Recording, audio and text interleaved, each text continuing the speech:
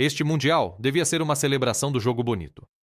Em vez disso, transformou-se em algo muito mais confuso. Um torneio em que a política e o futebol se tornaram impossíveis de separar e em que os gigantes deste desporto caem um após outro, por vezes por razões táticas, por vezes por forças que nada têm a ver com aquilo que acontece dentro do campo. Menos de 24 horas depois de os Países Baixos terem sido eliminados do Mundial da forma mais cruel imaginável, o seu selecionador saiu de vez. Ronald Koeman, uma lenda do futebol neerlandês, um homem que treinou Barcelona, Everton e Ajax ao longo de uma carreira de mais de 25 anos nos bancos, apresentou a demissão. O torneio tinha feito mais uma vítima, e desta vez era um dos nomes mais respeitados do futebol.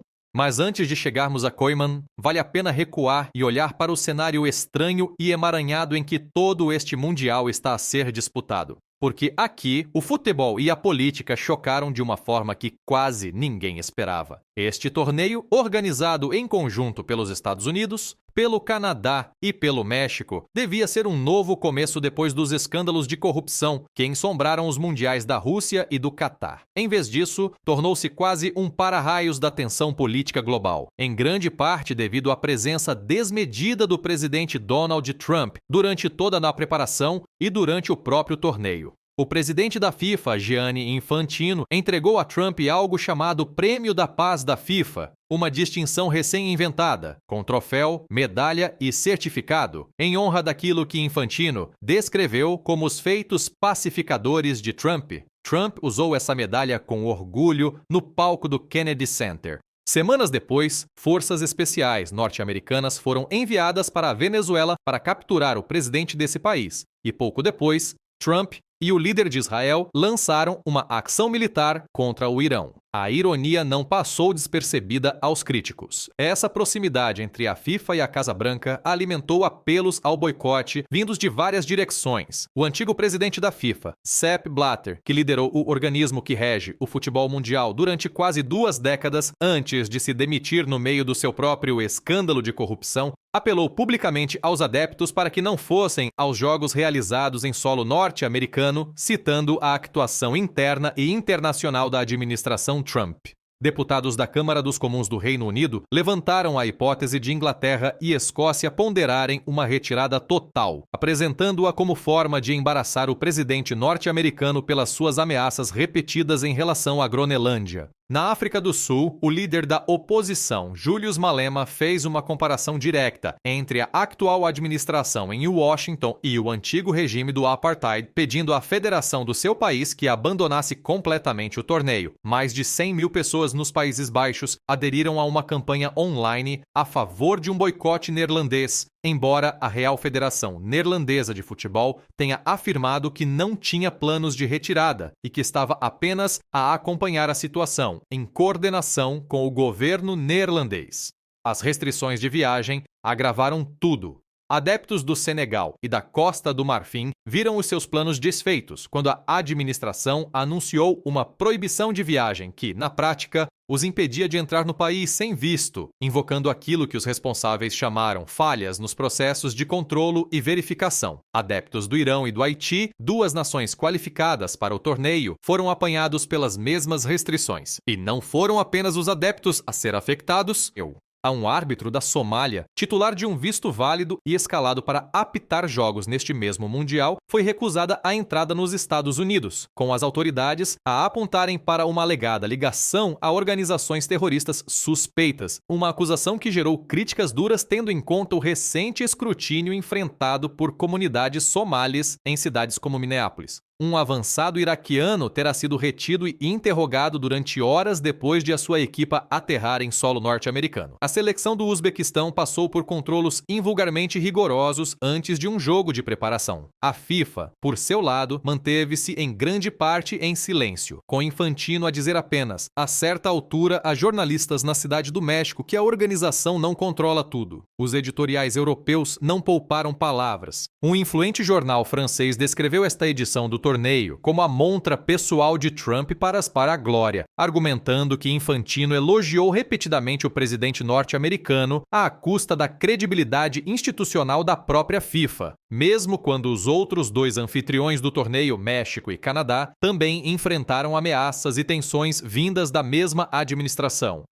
A expansão do quadro para incluir mais 16 seleções, acrescentando 40 jogos e 10 dias ao calendário, também recebeu críticas por ser vista como uma manobra financeira, com a expectativa de gerar cerca de 11 mil milhões de dólares em receitas para a FIFA, enquanto se acumulam perguntas sobre preços dos bilhetes, logística e o custo humano de acolher um evento desta dimensão sob uma nuvem política tão pesada.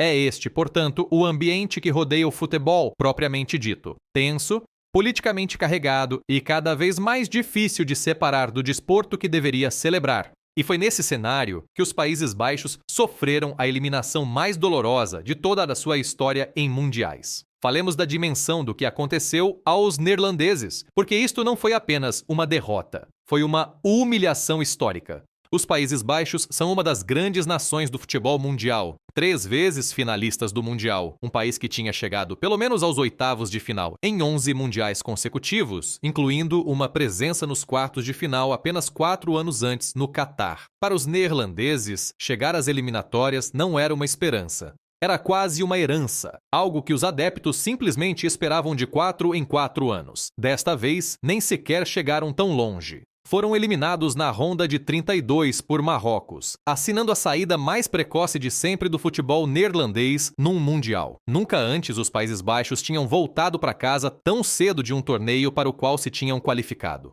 Koeman não perdeu apenas um jogo. Presidiu ao pior resultado em mundiais que o seu país alguma vez produziu. E aqui está a parte que transformou a desilusão em verdadeira raiva entre os adeptos neerlandeses. A forma como aconteceu pareceu inteiramente auto-infligida. Durante a fase de grupos, esta equipa dos Países Baixos tinha sido um prazer absoluto de ver. Marcou 10 golos em 3 jogos, incluindo uma demolição por 5-1 frente à Suécia, além de vitórias sobre a Tunísia e de um empate muito disputado com o Japão. Era um futebol fluido, destemido e ofensivo, exatamente o tipo de estilo que fez tanta gente apaixonar-se pelo futebol neerlandês. Pareciam verdadeiros candidatos ao título quando entraram na fase a eliminar. Depois encontraram Marrocos e Koeman fez algo que deixou os analistas perplexos. Rasgou o plano ofensivo que funcionara tão bem e mudou para uma linha defensiva de 5 jogadores, uma formação que não utilizava há muito tempo, pensada especificamente para travar os perigosos atacantes marroquinos. A decisão correu terrivelmente mal. Essa estrutura prudente e defensiva não falhou apenas em conter Marrocos. Estrangulou por completo o ataque neerlandês, entregou a bola a Marrocos, convidou-o a avançar e transformou uma equipa que acabara de marcar 10 golos em 3 jogos numa sombra passiva, inofensiva e sem dentes. Como disse depois um analista de futebol, de forma direta, o sistema praticamente permitiu a Marrocos jogar com confiança. Os neerlandeses abdicaram da posse, deixaram de pressionar alto e recuaram para muito perto da sua área. Francamente, pareciam aterrorizados perante uma equipa marroquina que já tinha chegado a uma meia-final de Mundial em 2022. Jogar com medo a este nível é quase uma sentença de morte. Durante algum tempo, de alguma forma, a aposta quase resultou.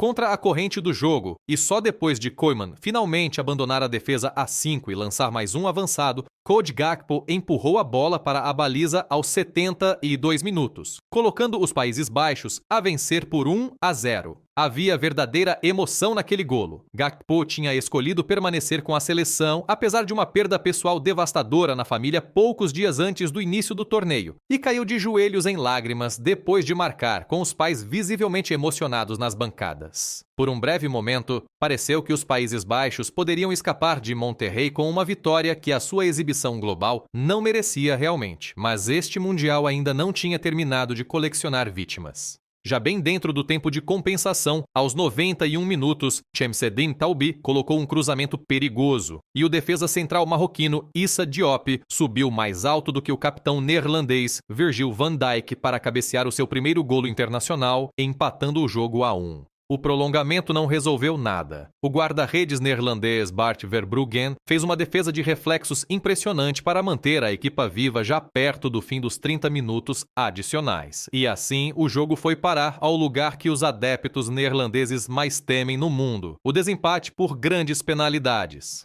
A história dos Países Baixos, neste ponto, é verdadeiramente brutal. Esta foi a 10ª série de grandes penalidades da seleção neerlandesa num grande torneio e a 8ª derrota nesse formato, além da 3ª eliminação consecutiva em mundiais nas grandes penalidades. Nesta altura, parece menos azar e mais uma verdadeira maldição nacional. Justin Kluivert acertou na barra. Quinten Timber atirou ao lado. Crescencio Somerville viu a sua tentativa ser defendida pelo experiente guarda-redes marroquino Yassine Bounou. Depois chegou a vez de Ismael Saibari. O médio do PSV avançou, marcou a grande penalidade decisiva, arrancou a camisola na celebração e enviou Marrocos para um confronto dos oitavos de final com o coanfitrião Canadá. A primeira grande penalidade marroquina de Neil El Ainaoui também tinha batido na barra, e uma tentativa posterior de Soufiane Rahimi pareceu ser defendida por Verbruggen, antes de a bola escapar por baixo dele e rolar de forma agonizante para lá da linha. Houve caos dos dois lados, mas Marrocos manteve a calma quando mais importava e venceu o desempate por 3-2. Os Países Baixos estavam fora, e a aposta tática que dera início a tudo tinha as impressões digitais de Koeman por todo o lado. As críticas que se seguiram foram imediatas e implacáveis. As táticas cautelosas de Koeman já tinham sido questionadas antes mesmo de o torneio começar. A sua segunda passagem pela seleção tinha sido, em geral, decepcionante, construída em torno de um estilo passivo que, notavelmente, nunca produziu uma vitória contra um país classificado entre os 25 primeiros do ranking da FIFA durante todo esse segundo mandato. A decisão contra Marrocos tornou-se apenas a última prova, a mais condenatória. Em seu abono, Koeman não se escondeu. Defendeu publicamente a mudança tática, insistiu que tomaria exatamente a mesma decisão outra vez e argumentou que o trabalho de um treinador é alterar a estrutura sempre que uma equipa concede demasiadas oportunidades. Mas também aceitou a responsabilidade total pelo que aconteceu. Ninguém está mais desiludido do que eu, disse depois, acrescentando que, enquanto selecionador nacional, a responsabilidade recaía sobre ele e que a tinha sentido profundamente e sempre a sentiria. Menos de um dia depois confirmou a demissão. É aqui que esta história deixa de ser apenas sobre futebol e passa a ser algo muito mais pesado, algo que merece ser tratado com verdadeiro peso. A decisão de Koeman de se afastar não foi apenas sobre táticas ou sobre um resultado decepcionante no marcador. Na sua declaração de despedida, publicada no Instagram, revelou algo que muda todo o enquadramento do torneio para o campo neerlandês. A sua mulher, Bartina, tem lutado contra um cancro da mama durante todo este período, recebendo tratamento enquanto o marido estava longe a orientar a seleção no Mundial. As palavras de Koeman tiveram impacto. Ontem à noite tomei a decisão de terminar a minha passagem como selecionador dos Países Baixos, escreveu. Todos partilhávamos o sonho de fazer história neste Mundial, mas ficamos aquém. Como selecionador, a responsabilidade final recai sobre mim. Acrescentou que, apesar da sua própria doença, Bartina o apoiou e encorajou todos os dias a concluir o seu trabalho como selecionador. E que quando alguém que amamos profundamente trava uma batalha difícil, toda a nossa perspectiva sobre a vida muda. Este é um homem que se afasta não apenas porque uma aposta tática falhou no relvado, mas porque compreende exatamente qual é o lugar do futebol na ordem maior das coisas. Ele enumerou os grandes clubes que treinou ao longo de uma carreira de mais de 2 décadas: Ajax, Feyenoord, PSV, Barcelona, Everton, e isso soou quase como um homem a fechar discretamente o livro de toda a sua carreira de treinador, não apenas a sua segunda passagem pela seleção neerlandesa. Disse que saía com sentimentos mistos, mas com orgulho acima de tudo. E, independentemente do que cada um pense das suas decisões táticas contra Marrocos, a única resposta razoável é desejar força a ele e à sua família num momento verdadeiramente difícil. A Federação Neerlandesa procura agora um novo selecionador para liderar o projeto rumo ao Europeu de 2028. Há mais uma peça nesta história, e é a nota mais feia de toda a campanha neerlandesa. Depois da derrota nas grandes penalidades, os 3 jogadores dos Países Baixos que falharam, Kluivert, Timber e Somerville, foram alvo online de insultos racistas vis, odiosos e repugnantes. A Real Federação Neerlandesa de Futebol condenou esses abusos nos termos mais fortes e confirmou que apresentaria uma denúncia formal através do canal oficial do país para reportar discriminação online. Depois de essa denúncia ser apresentada, juristas avaliam se os comentários atingem o nível de uma infração punível, um processo que pode levar a uma queixa formal junto do Ministério Público e, potencialmente, a uma investigação criminal completa. Sejamos absolutamente claros: falhar uma grande penalidade num mundial é devastador, não é crime. Estes são jogadores que carregaram as esperanças de uma nação inteira aos ombros e ficaram a centímetros, exatamente como grandes jogadores por vezes ficam no nível mais alto deste desporto. Os abusos dirigidos contra eles online são vergonhosos e não têm lugar em lado nenhum perto deste jogo.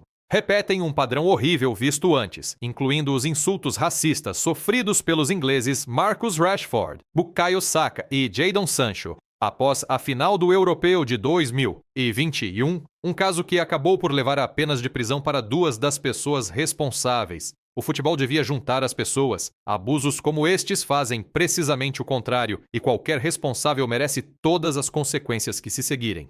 Agora recuemos e olhemos para o quadro maior, porque Koeman está longe de ser uma vítima isolada.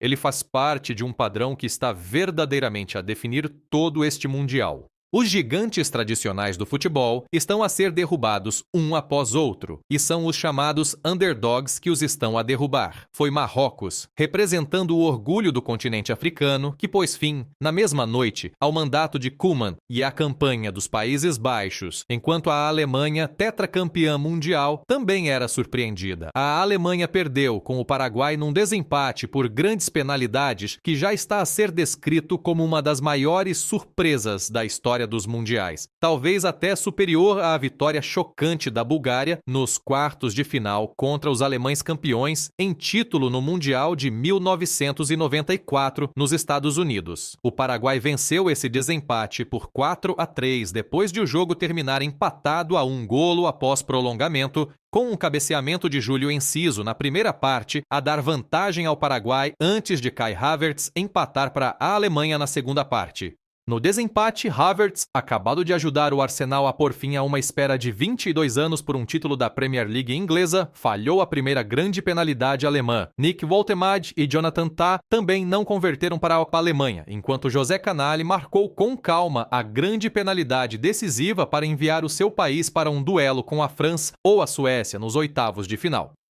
Foi a primeira derrota de sempre da Alemanha num desempate por grandes penalidades num Mundial, e os tetracampeões não chegam aos oitavos desde que venceram o torneio em 2014. O Uruguai, outra potência tradicional do futebol com uma rica história em mundiais, nem sequer conseguiu passar a fase de grupos desta vez. E no seu lugar avançam Marrocos, Paraguai, Cabo Verde, agora a nação mais pequena de sempre a chegar à fase a eliminar de um Mundial, e Congo, outra seleção teoricamente outsider que está a causar impacto numa fase adiantada do torneio. Estes chamados cavalos negros não estão apenas a sobreviver à fase de grupos e a permanecer por perto. Estão a reclamar grandes vítimas, a encerrar carreiras técnicas históricas e a reescrever em tempo real toda a hierarquia do futebol mundial. Enquanto o torneio à sua volta continua ensombrado por disputas de vistos, apelos ao boicote e perguntas sobre até que ponto a FIFA se alinhou com uma única figura política. Essa combinação é exatamente o que faz este Mundial parecer tão implacável e, ao mesmo tempo, tão genuinamente emocionante. Cada ronda parece reclamar mais um gigante. Cada ronda acrescenta mais um nome à lista crescente de treinadores e federações deixados a apanhar os cacos. Koeman é apenas o mais recente. Uma lenda do jogo desfeita por uma aposta defensiva que falhou no pior momento possível e por uma equipa outsider que se recusou de forma categórica a conhecer o lugar que outros lhe queriam atribuir no maior palco do desporto. Os Países Baixos regressam a casa mais cedo do que em qualquer outro momento de toda a sua história futebolística e passarão agora os próximos meses à procura de uma nova direção, de um novo selecionador e de uma forma de se reconstruírem antes da chegada do próximo grande torneio. Marrocos, entretanto, continua a marchar rumo a um duelo de peso com o co-anfitrião Canadá, levando consigo o impulso de todo um continente. E sobre cada jogo, cada conferência de imprensa e cada manchete saída deste Mundial, paira a pergunta inevitável sobre até que ponto a política remodelou aquilo que devia ser, antes de tudo, uma celebração do futebol. Quer tenha sido a aposta defensiva de Koeman a custar verdadeiramente o torneio aos neerlandeses, quer tenha sido simplesmente uma equipa marroquina que lutou mais quando mais importava, uma coisa é clara: neste Mundial, nenhum gigante, dentro ou fora do campo, parece estar seguro. A celebração de Marrocos depois do apito final em Monterrey não foi apenas sobre avançar para a ronda seguinte. Representou algo muito maior para um país que se tem posicionado cada vez mais como porta-estandarte do futebol africano e árabe no palco mundial. Milhares de adeptos marroquinos no estádio explodiram no momento em que a grande penalidade de Saibari entrou na baliza, e as celebrações terão continuado pela noite dentro no país, em cidades como Casablanca e Rabat. A caminhada de Marrocos até as meias finais do Mundial de 2022 já tinha transformado a equipa numa enorme fonte de orgulho nacional. E esta nova vitória sobre um peso pesado europeu só reforçou a sensação de que os chamados Leões do Atlas já não são uma história de outsider no sentido tradicional, mas uma verdadeira potência futebolística por direito próprio. O próximo jogo contra o co-anfitrião Canadá, em Houston, está a ser apresentado como um dos encontros mais aguardados de toda a fase a eliminar, colocando frente a frente uma equipa a jogar com total liberdade e uma nação anfitriã desesperada por chegar longe perante os seus próprios adeptos. A história de Cabo Verde também merece menção própria, porque encaixa perfeitamente no tema que atravessa todo este torneio. Uma nação com cerca de 500 mil pessoas, mais pequena do que muitas cidades individuais da Europa ou da América do Norte, tornou-se o país mais pequeno de sempre a chegar à fase a eliminar de um mundial masculino. A sua caminhada tem sido tratada como uma história positiva nos media internacionais, um lembrete de que este formato alargado a 48 equipas, independentemente das críticas que recebeu pelos preços dos bilhetes e pelo calendário, também criou espaço para nações verdadeiramente improváveis fazerem história no maior palco do desporto. Nada disso apaga a tensão que paira sobre o torneio como um todo. As páginas editoriais por toda a Europa continuam a debater se a FIFA sacrificou demasiada credibilidade ao alinhar-se tão de perto com a atual administração norte-americana. E se o ruído político em torno de vistos, boicotes e restrições de viagem deixará uma marca duradoura na forma como este Mundial será recordado quando o troféu for finalmente erguido em julho. Por agora, porém, o futebol em si continua a produzir capítulo após capítulo de drama genuíno, e cada ronda parece trazer mais um gigante de volta à Terra.